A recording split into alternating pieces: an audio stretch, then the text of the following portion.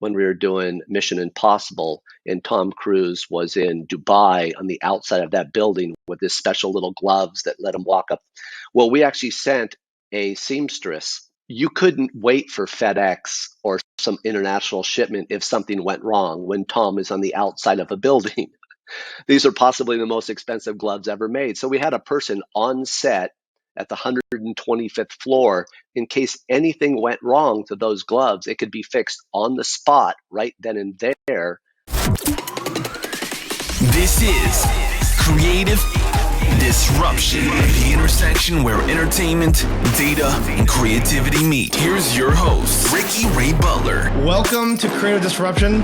I am Ricky Ray Butler, and I'm very excited to have on the podcast with us today Gregg Bilson. Gregg is the founder and CEO of ISS, which is one of the biggest, actually the biggest prop business and company across the globe. I think the next biggest competitor is, a really small percentage of where they are.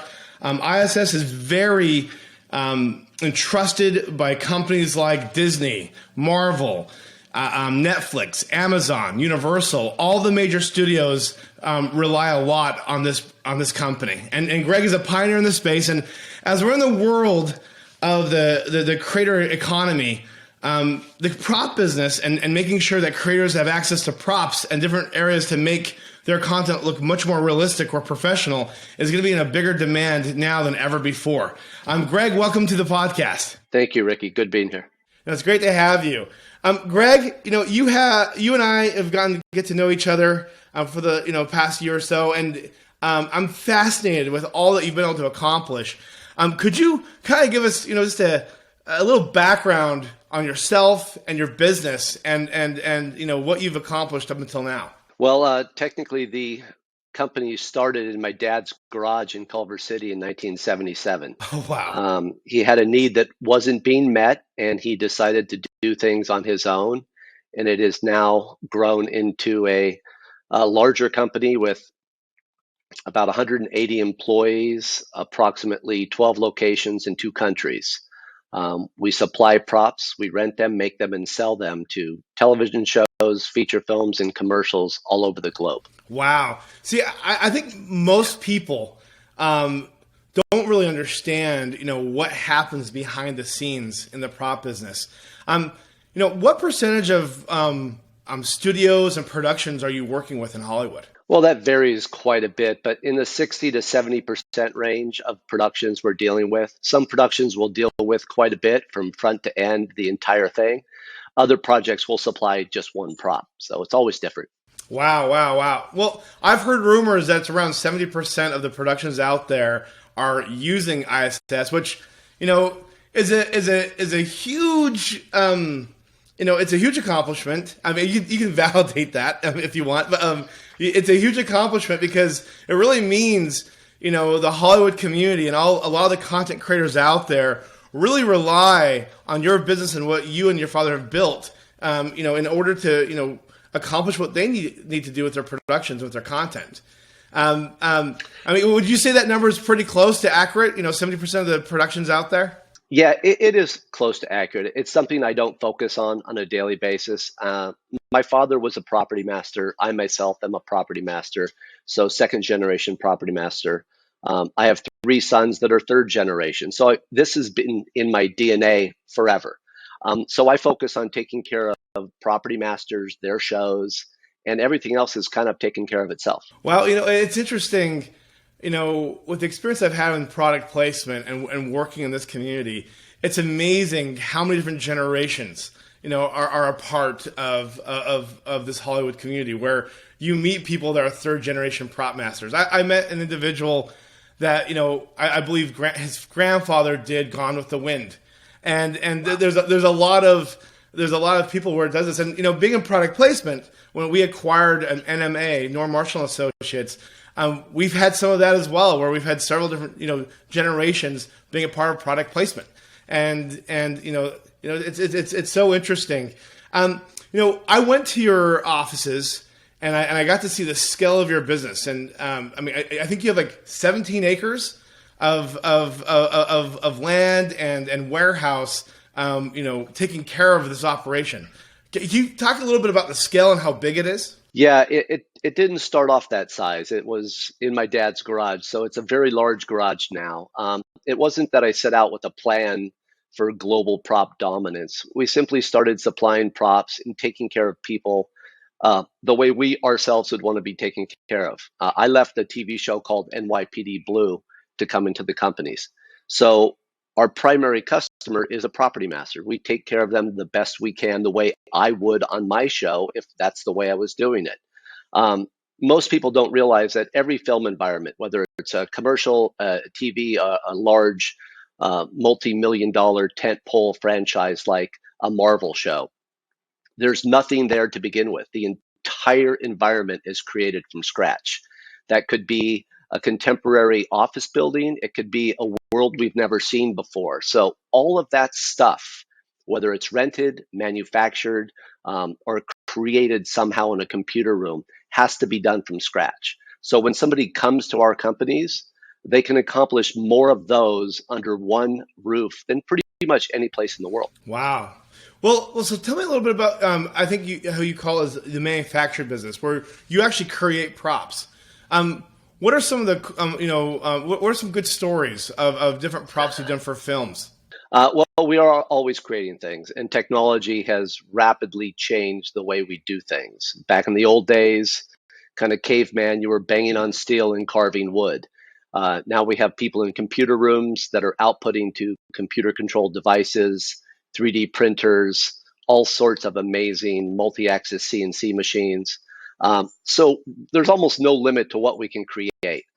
They're creating things like Captain America's shield, Thor's hammer, rubber parts and pieces so actors and actresses can do things safely and with greater choreography because it's lighter and they're not encumbered by a heavy, potentially dangerous something. So you're telling me that they're not using steel or metal? Well, oftentimes they're not. When you have the option of carrying a real 30-pound weapon or a rubber version that weighs 2 pounds, most people at the end of the day will choose the 2-pound version. That's awesome. No, that's amazing. And I mean, you're working on a lot of different productions. I mean, did you ever like do any like the fantasy or like from like, let's say, Lord of the Rings or Avatar or like science fiction like Star Wars films? Have you worked on those types of productions as well in creating props? Yes, we have. We work on films on a global scale. So there are projects that we're doing for Star Wars and Mandalorian and Marvel that are done all over the world. So we're creating things all the time. The shop that we have here in Sunland is kind of the mothership, and we send things all over the world as they're needed, whether it's something we manufacture. Now, I'm kind of a movie geek. I don't see that as a bad thing. I love going to the movies. I love seeing things that we made. I love seeing how it interfaces on the television show or feature film. The film business for me is one of the very few collaborative art forms to where 200, 300, 400 people can have an active say in how something looks and how it ends up on camera. Oftentimes we are creating and making a very iconic prop for an actor to use, and that lives forever. So it's kind of cool. And the people that work here are pretty excited about the things and projects they work on because it's not going to the corporate cubicle every day, shuffling paper around. It's really very different every single day. Wow. Well, let's talk about the future a bit. YouTube just recently announced that there's over 2 million creators that are getting paid by AdSense that are on their partnership program. And we know that there's tens of millions of people that create content and consider themselves, content creators. And, these are people that create their own TV shows independently from any of the cable networks or studios or major production companies that end up figuring out how to monetize and in some cases make hundreds of millions of dollars a year with their content. I believe the total number is 50 million content creators that are self-proclaimed content creators that are out there. And, being that our business, we work with both, 90% of the productions out there when it comes to product placement to working with with the PGA, where we're partners with them. And then we work with a lot and tens of thousands of influencers or content creators that do the digital content. And then we have TubeBuddy, where we've helped empower over 8 million content creators in being more data driven and growing their audiences. We're excited about this space because there's a huge blue ocean where you have 50 million creators out there creating content, where there's tens of millions of videos and images being uploaded every day. What does this mean for your business? Because I think there's probably a small percentage, like the Mr. Beasts of the world, or Zach King, that are looking for someone to help them with props, and either that's in creating props or using a prop company that has a strong inventory. So we've talked about in the past, Greg, that there's been there's over 1,000 Hollywoods. It's across the globe today. Pretty soon there's going to be millions of Hollywoods. How are you going to evolve as a business, and where do you see yourself playing? I guess in this industry with the decentralization of content that is happening today? Well, it's a very exciting time as far as content and the creative aspect of giving individuals with nothing more than an iPhone or a laptop the ability to create a high quality program that they could then put out on hundreds, possibly even thousands of different platforms. We have a bigger toy box than most people have. As a prop person in the early days, I would take stuff from home, my garage, whatever we needed to do to get the project done. Now we invite people to our shop here in Los Angeles and to some of our other locations to get these things. I will make it cost effective for them to do. I want the production quality to increase and get better all the time. I don't want it to be cost prohibitive for a person that we're just dealing with on their very first project that they put completely on their credit card to worry about props and budget.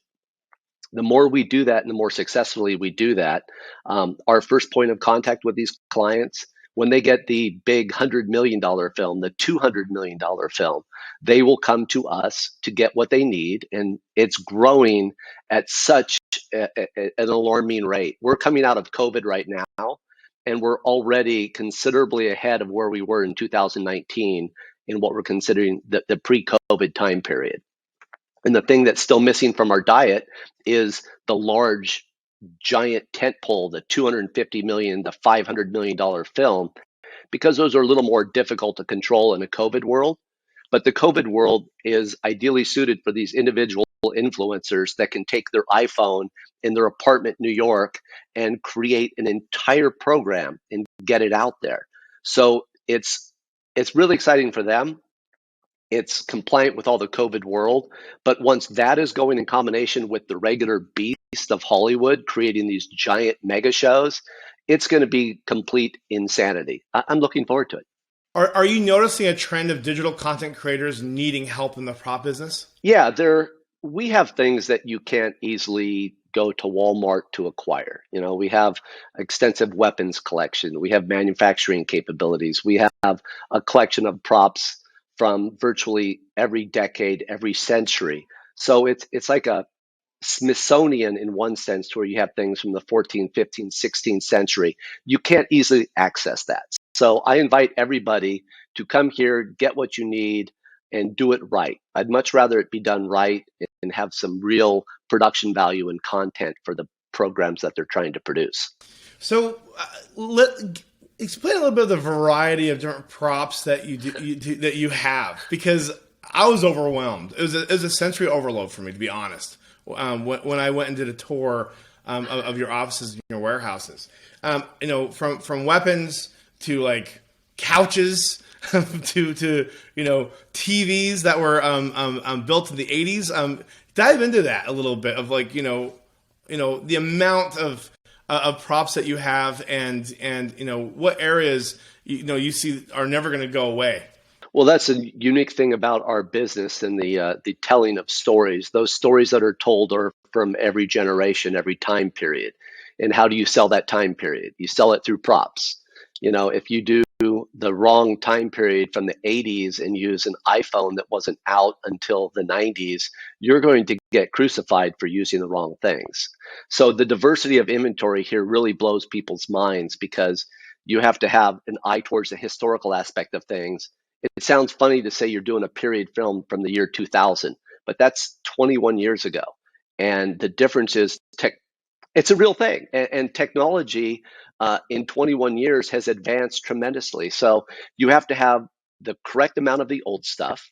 You have to have all the latest and greatest and new stuff. You have to have an eye towards future trends. So when you're trying to develop and design something that is only 5 years in the future, what's that going to look like? That's a very difficult thing to try to keep together, organize. We don't have an ever expanding Jiffy Pop building here that can continue to expand. So you have to have stuff coming in that's new and stuff that's going out that's no longer of use to you. So there's a lot of judgment calls that are made on a daily basis as far as what you keep, what do you want to get, what do you want to maintain.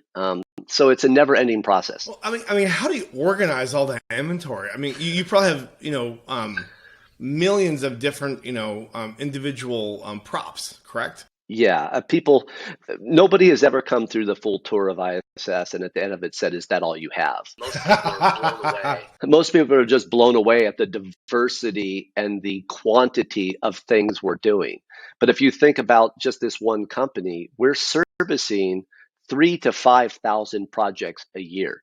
So there could be 20 military shows going on at the same time, and you're outfitting maybe 100 troops. Right now, we're doing a Will Smith thing out of New Orleans, and that is a few hundred troops from the Civil War, both Union and Confederate. So you're constantly acquiring this stuff, keeping it organized, keeping it clean.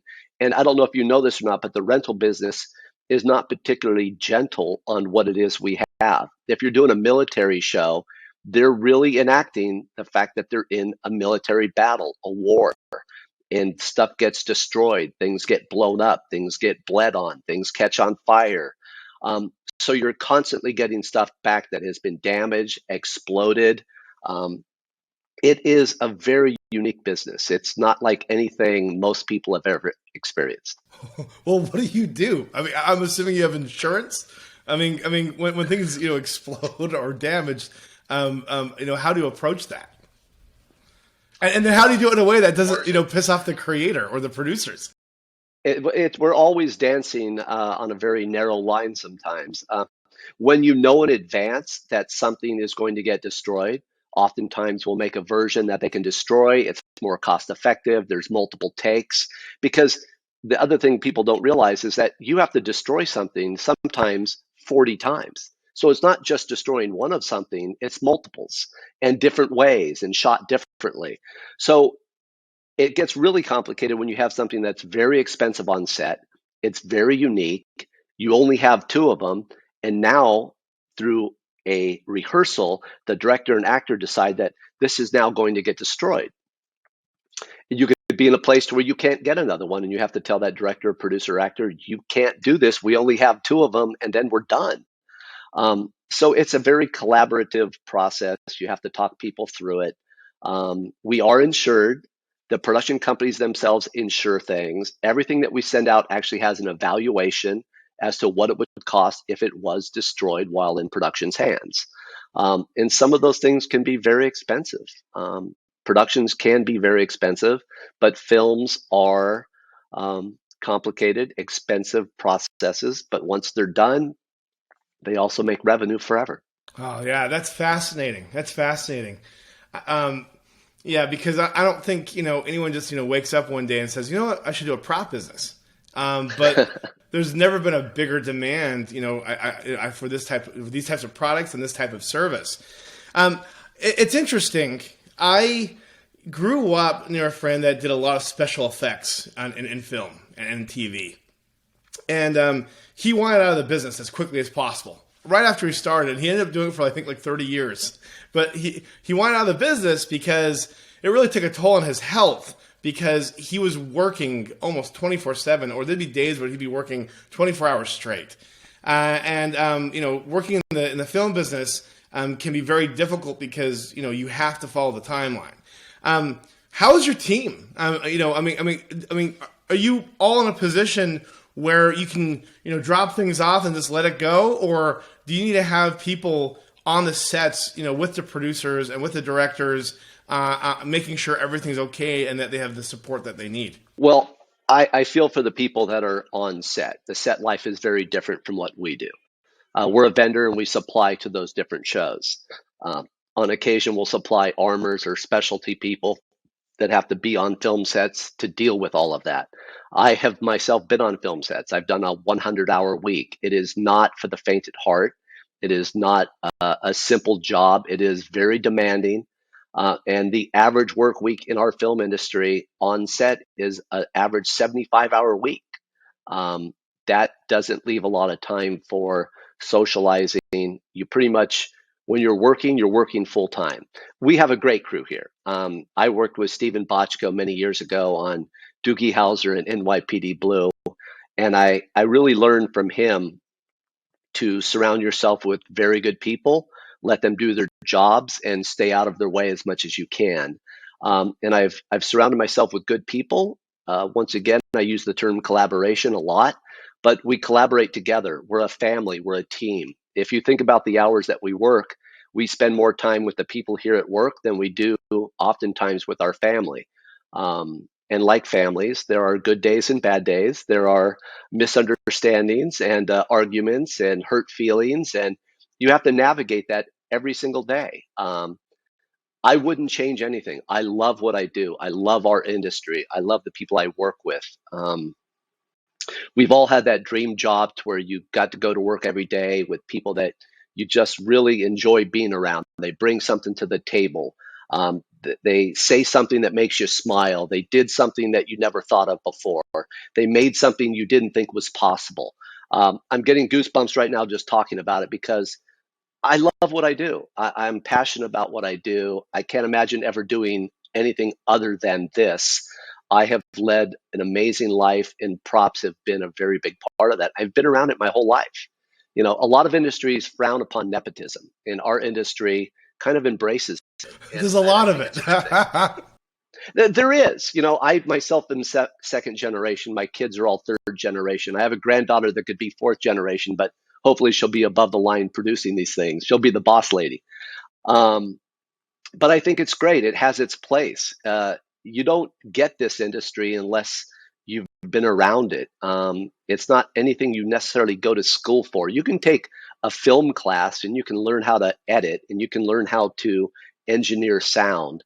But until you've been on a film set and you're on your 16th hour and there's animals that aren't acting right, or the guns aren't operating properly, or the rain birds stopped working, you're constantly having to adjust to changes, just like COVID, like you had brought up earlier in the conversation. Our industry is now, as the entire globe has had to, adjust to a COVID world.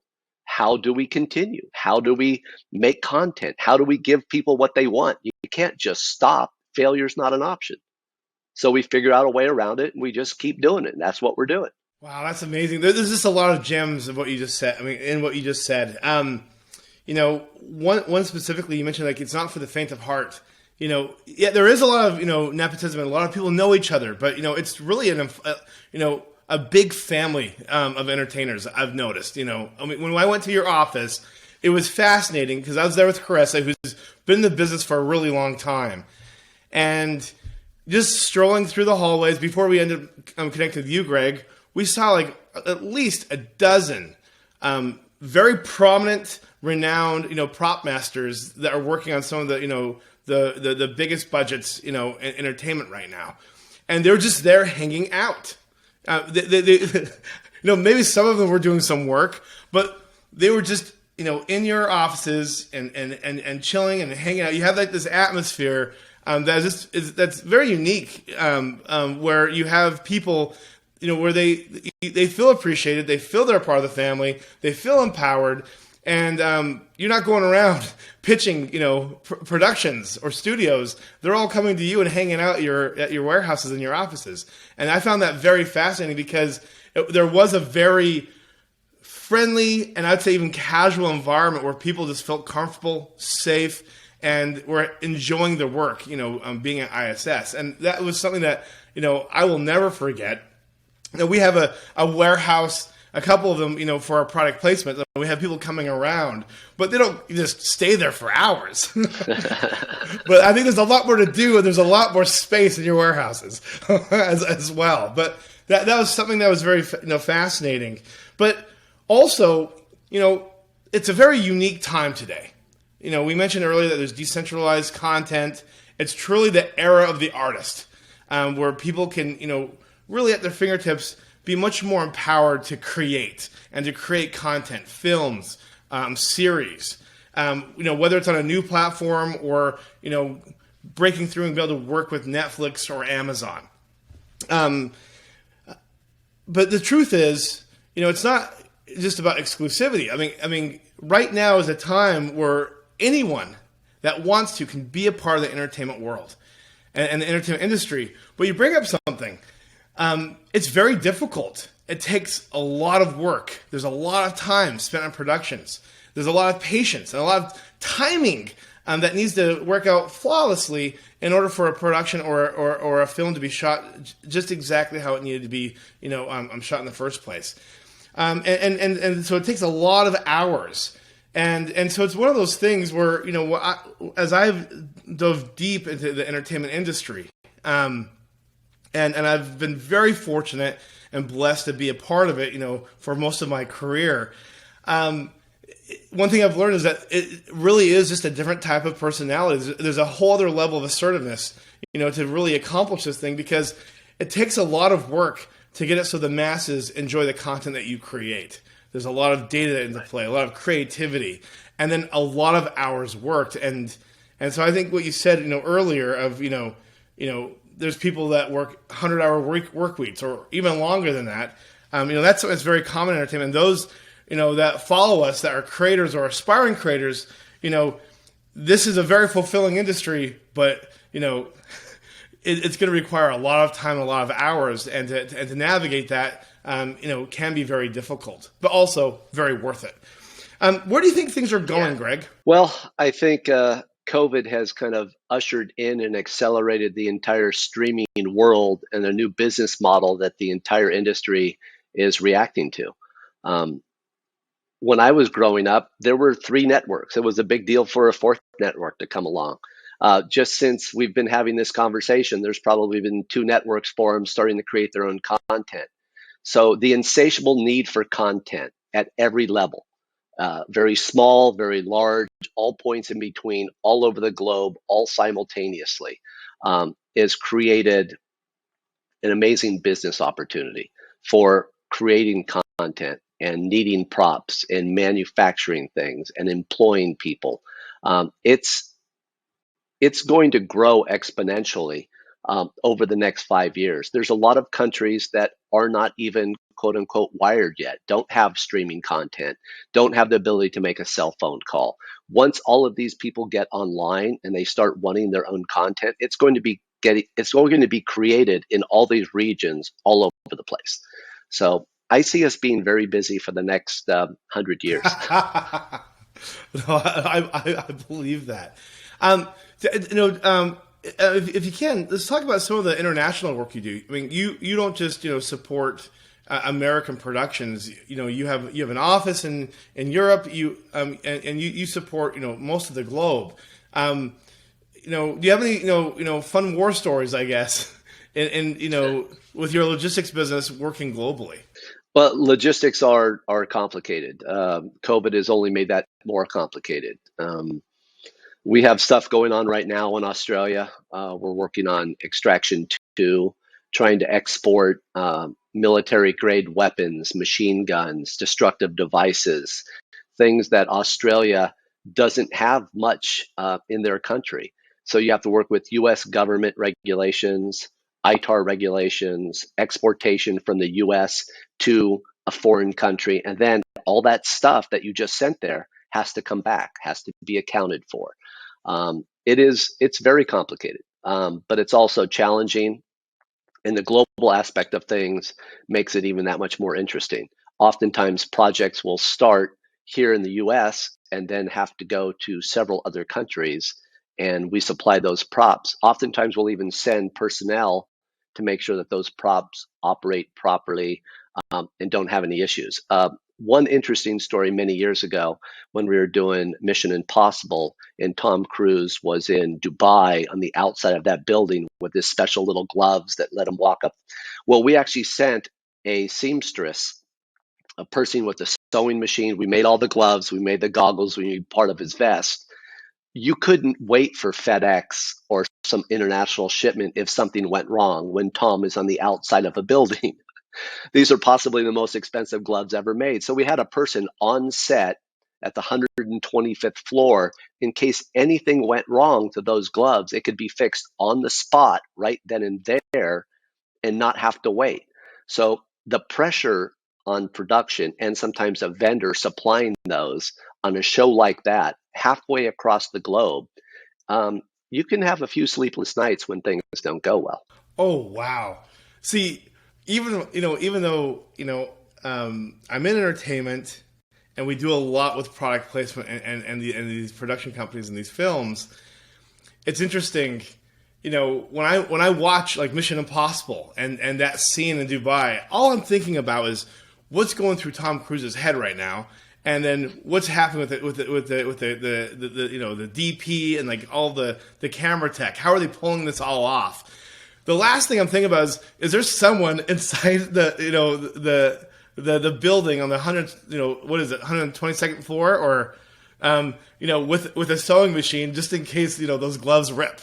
That's amazing. Well, what happens if Tom loses his glasses or something else? I mean, you have to have what people don't realize that any given film and a scene like that, sometimes you'll have 5, 6, 7, 10 doubles, triples, quads. The stunt people have to have them. Everything has to match. So if you're missing one of those components, it could be like, we can't film, we can't move forward, we can't keep doing this. And once again, ours is not a no industry. They're used to hearing yes, and you have to figure out how best to say yes. And so you have to think ahead. That I think that's something that we can all apply in life. In order to do a really good job and to make sure that you mitigate risk for the future, you can't just be looking at the 3 feet ahead or 10 feet ahead. You really have to look down, a yard and see what's around that corner, or like try to guess what's around that corner so you can be ready for anything. And it sounds like your business is that type of business. I mean, it's funny you say that. You're not in the no business, you're in the yes business. And so you just have to make sure that you perform. And how fascinating. What are you the most excited about right now? Well, kind of what you alluded to, the content creators and the number of productions that we're going to be working on, the ability to scale that up, the logistics of getting it into and out of that person's hands. Getting in front of camera is just one small part of the equation. You would then have to get it back. You have to make sure it still works. You have to make sure it gets into our inventory. Then you have to get it ready for the next person that wants it, because our industry is a copycat industry. And I think we've all seen if one particular film is very popular and or successful, all of a sudden you see 10 or 12 more like that. A few years back, we had a volcano movie, and then all of a sudden we had 4 volcano movies, all in Los Angeles. So we have to just be ready for that. I guess I'm most excited about the potential growth on a global scale. We've kind of taken our business model with the way we do things in the United States. I still think the film and television industry is one of America's greatest exports. We export our content, our products, the films that we make all over the world. They have become the industry standard. Now, that being said, no offense to my English, Indian, Chinese counterparts, everybody's making their own content. Everybody wants to think that they're the best at it. They're the most unique. And I love that competitive nature of even something as creative as a commercial, a TV show, a feature film. So it's going to be interesting. I love our business because it knows no limits. We're constantly pushing the envelope. They continue telling stories in ways I never thought possible. A new technology will come along and it will make the production of a film possible, whereas 5 years ago, it wasn't even possible. Yeah. Well, and it's interesting you bring up that, Hollywood or film and TV are some of the best exports out there. I mean, well, at least in our country, and that's true because there's a lot of films that gross hundreds of millions of dollars, where the majority of that revenue is coming from China. And that's not a new trend. I mean, that's something that's been happening for a while, but it's also starting to seem to happen a lot more often. And so that's very interesting. And it's one of those things from the digital perspective. It's interesting because all the content today, whether it's on TikTok or if it's on YouTube or Facebook, it's global content. This is something that we've seen in Hollywood, but it's also happening in the digital world as well. Where in this country, there's been a lot of setting the standard of where content can go, and I believe it's because it's one of the first countries that really empowered artists to create and to innovate and to build continually set boundaries or break break the model. And then that's happening today where there's a lot of creators that are self-funding their own content. And I think there's going to be a day where they're going to do that with blockchain, where NFTs I think has opened up the gateway for blockchain to truly start funding film and TV. And so these creators can have even more autonomy and even more independence. And it's going to be fascinating. And you're a company that is really, one of the businesses out there that truly empowers the artist to create art. And one thing, that I thought was very fascinating is that you've even taken it to the extent where you create fake brands in order to make it so they can have brands in their content. And so that's where our business comes in, on the Ben side, where we do product placement. We have noticed that showrunners and producers and directors, and they want the real brands in the content because it makes the content more authentic. It makes it more real. And whether it's a period piece from the past or a futuristic film that takes place in the future, they want real brands in that content. Give me the background on what inspired you to start creating these brands when these creators and producers couldn't find brands to let them use their products back in the day. Well, let's say it's a negative association. It's some young people that are consuming an alcoholic beverage, and an accident happens and people are hurt. And that's not really a great advertising campaign for a Budweiser or a Michelob or a Heineken or whatever. So you have to create something that isn't real, doesn't exist, and there's no negative association with that brand. But we've also seen TV shows or feature films where somebody took a piece of black tape and put it over or just put beer, and it looks awful. It takes you out of the moment. When I'm watching a TV show or a film, if we do our job perfectly, it's very organic. Everything seems like it fits. Nothing stands out. If we do our job poorly, like if in the foreground there's a giant can of beer that just says beer or a big black piece of tape over it, my eye will go to that and it will drive me insane for the entire show. So we have when I started graphics, I went to a Whole Foods and I went to a few markets and I grabbed as many products as I could find that pre-existed. And we took it back to our designers and they started designing products that are similar, but not the same, that looked real, that didn't look like a prop. I wanted things to look authentic. And it's not like you had mentioned, not just contemporary pieces. Sometimes you have to do something from the 30s, the 40s, and 50s. So that was the basic conception. And then when you think about the amount of products that we consume and we have in our daily existence that could ultimately end up on a TV show or a film, it's magazines, it's identification, it's consumables, it's snacks, it's children's homework, it's if you see in the background, I have my granddaughter's artwork. Well, you can't just use anybody's artwork. It has to be cleared artwork, and the children have to give approval. So it's so far reaching. Our graphics company has a digital library of millions upon millions upon millions of variations of beer, cereal, butter, cigarettes, you name it. If it can be produced, we have then produced it. So it's a crazy library. That's amazing. Out of curiosity, have you ever had or noticed people trying to search for those brands that they've seen in TV or film that, aren't real brands, but were brands that you created for those productions? Yeah, they almost have their own cult following of the products that we have created. Heisler beer is a great example. We've had real beer companies reach out to us and want to license the manufacturing of real Heisler beer because, as far as they're concerned, it has received tens of millions of dollars of advertisement and exists in this whole fake Hollywood world, and people would get a kick out of drinking a real Heisler beer. So yeah, there's people that collect stuff. I'm reached out to. The good and the bad news with technology. I'm very accessible. So I get emails, texts, phone calls from people all over the world. Somebody will say, hey, my husband's last name is Heisler, and for his birthday, I would love to get him a 6-pack of Heisler beer.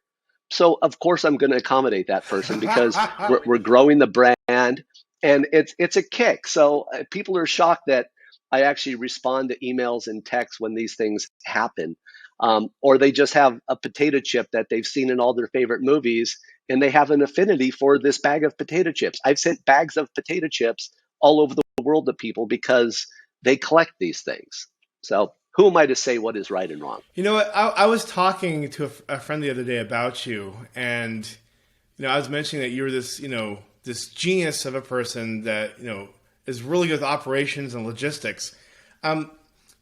What's the special sauce of like building a team to handle such high scale logistics like you deal with that has timelines and a lot of high pressure? I mean, this is not UPS. This is not, Amazon. This is much different. You're working with some of the most egocentric content creators out there, and you have to keep them happy, which is extremely difficult.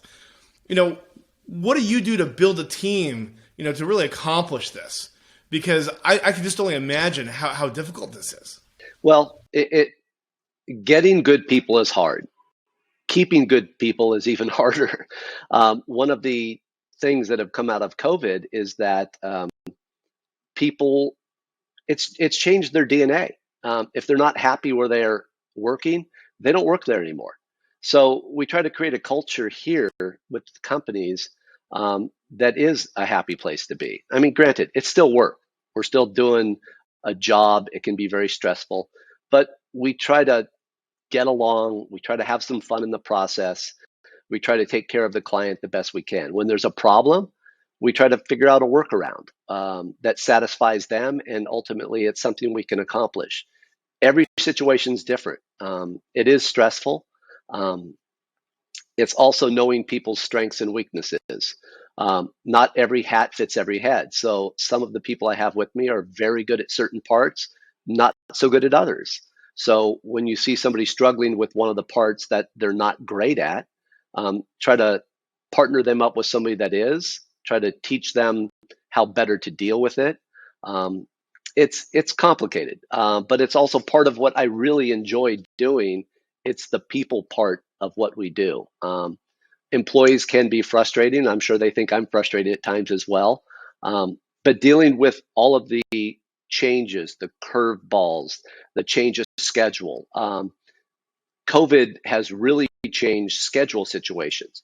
You used to be able to prep a TV show or a feature film, and you would put everything, this is the front half, this is the middle, this is the back half. Well, now 3 actors and actresses became positive. So now the back half is going to be done in the front half, and everything that you had 6 weeks to do, you now have 1 week to do. So everything is completely changing. You almost have to have the entire truck prepped in the room. So we have to adjust to those kind of problems as well. So we just hire a lot of really good people. We throw them in the frying pan and we see what cooks up. It's not exactly a science. I'm sure you have a science to it. I don't think it's that easy, but that's amazing. And because I also saw that you had a very I thought it was a very impressive CRM system as well, just to make sure everything stayed organized and to find out that there's a lot of other companies out there that just do everything on pen and paper. That just blew my mind, and it also made sense, why they're not the same scale as your businesses. But it's going to be interesting to see as this world of content becomes even more decentralized, where there's a decentralization of platforms in addition to the content, and that there's even a bigger demand for your business. It's going to be very interesting to see, where you're going to need to innovate and level up with tech, because it's going to become much more complicated than it is today. And I bet that's exciting to a personality like yours, like to a personality and a person like you. Yes, my wife calls me the squirrel. Our industry is ideally suited to incredibly ADHD people such as myself. I joke with my children that it's a curse for some. I see it as a superpower. Our industry, you have to multitask. You have to continually readjust your priorities as things change on a hourly and daily basis. It's all I know. It is going to be a challenge, but I've also surrounded myself with a lot of very good digital people. I kind of call myself the old analog guy in a digital world. But some of the kids that we have here, and I say kids because they are literally my son's age, so they could actually be my children. I don't mean that condescendingly. But they're really very good, and they have brought me into the 21st century with some of the logistics, some of the organization, getting so many different parts and pieces of multiple companies all on the same page, working with different clients in so many different locations. If you didn't have that technology and you were just pen and paper, and I come from a time period, we wrote our orders up on carbon paper. There was no inventory. There were no computers. That's the way we did it. And if 10 different people, they look at a microphone, they would call that microphone 10 different things, give it 10 different evaluations. And then when a client is super specific on what they need, they don't just need the 1966 blah, blah, blah. They need the latter part of 1966. You have to be spot on. You can't be off. It has to be 100% accurate. So just when we inventory something now, there's a historical component with everything that we do. This was introduced in 1982. It was used for these four years and then pretty much went away. So that's the little window. We try to put as much data and info into our inventory as we can. There's a lot of work.